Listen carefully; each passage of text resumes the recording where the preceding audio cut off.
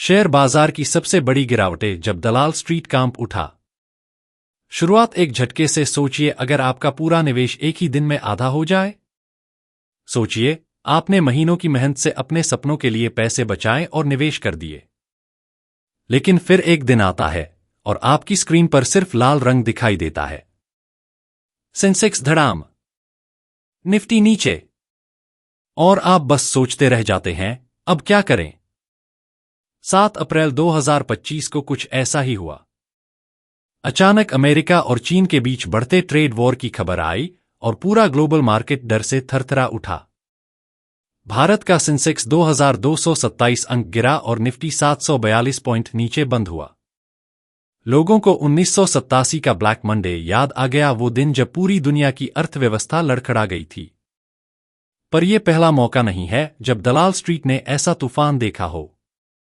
आइए अब हम भारतीय शेयर बाजार के इतिहास की कुछ सबसे बड़ी गिरावटों की कहानी आसान भाषा में समझते हैं। 1. 1992 हर्षद मेहता स्कैम, जब शेयरों की दुनिया में जादूगर आया।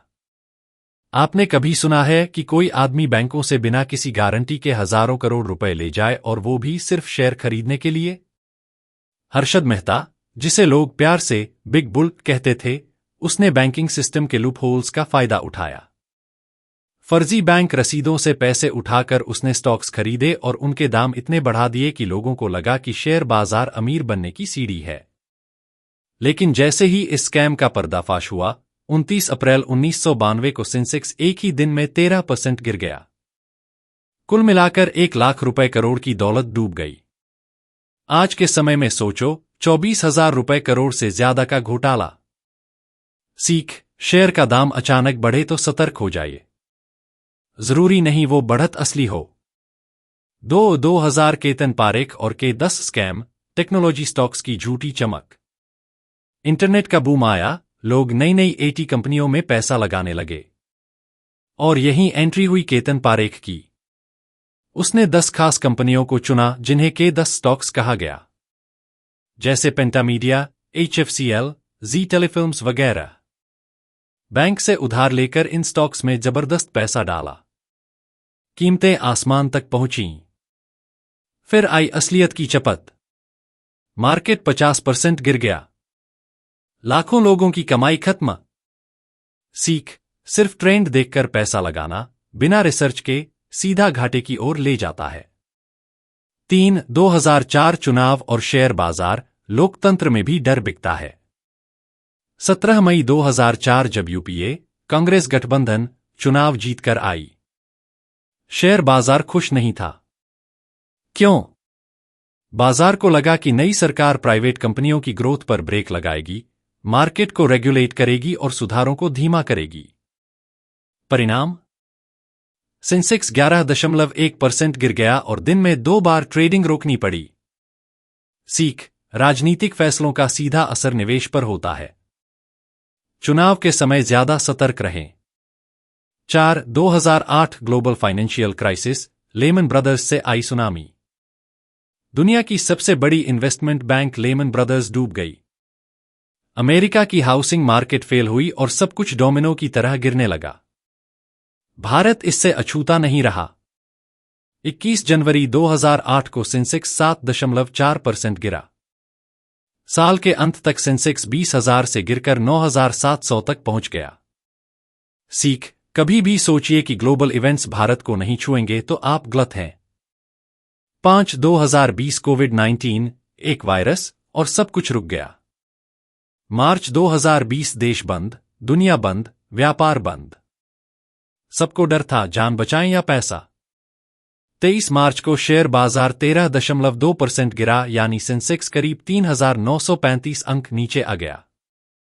ऐसा लग रहा था कि सब कुछ खत्म हो गया। लेकिन दिलचस्प बात यह है कि इसके बाद जब वैक्सीन आई और चीजें सुधरीं, वही मार्केट नई ऊंचाइयों को छूने लगा। सीख, डर में बेचना और धैर्य रखना, ये 2 रास्ते पूरी तरह अलग नतीजे देते हैं। 6. 2025 क्या ब्लैक मंडे 2.0 आ चुका है? 7 अप्रैल 2025 को ट्रेड वॉर की खबर ने फिर शेयर बाजार को हिला दिया।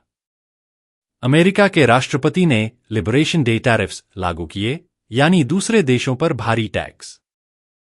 दुनिया डर गई कहीं फिर से व्यापार रुक न जाए। भारत में सेंसेक्स गिरा 2227 अंक, निफ्टी गिरा 742 अंक। लोग सोचने लगे क्या फिर वही दौर लौट रहा है? सीख, बाजार में हर दिन नई खबरें आती हैं। जरूरी यह है कि आप पैनिक न करें और अपनी रणनीति बनाए रखें। निष्कर्ष, शेयर बाजार सुनहरा मौका या खतरनाक जुआ? इतिहास हमें यही सिखाता है कि शेयर बाजार में पैसा बनाना जितना आसान दिखता है उतना ही रिस्की भी है। हर बार जब बाजार गिरा, लोगों ने डर में अपने पैसे निकाल लिए। लेकिन जो रुके, जिन्होंने रिसर्च किया, जिन्होंने धैर्य रखा, वही जीत गए। तो अब सवाल यह है, क्या आप डर के आगे जीत देख सकते हैं? कॉल टू एक्शन, आप क्या कर सकते हैं? निवेश करने से पहले रिसर्च करें। किसी भी ट्रेंड में आंख मूंद कर मत कूदें। पॉलिटिकल और ग्लोबल न्यूज पर नजर रखें। लॉन्ग टर्म सोचें, शॉर्ट टर्म उतार चढ़ाव से न घबराएं। और सबसे जरूरी, अपने इमोशंस को काबू में रखें। अगर आपको ये वीडियो पसंद आया हो तो लाइक जरूर करें। कमेंट में बताइए कि आपको सबसे बड़ा झटका कब लगा था शेयर बाजार से, और सब्सक्राइब करना मत भूलिए ताकि अगली बार आप किसी भी गिरावट के लिए तैयार रहें। अगर आप चाहें तो मैं इस स्क्रिप्ट को एक video voice over plus slide presentation में भी कन्वर्ट कर सकता हूं। बताइए, क्या अगला कदम लिया जाए?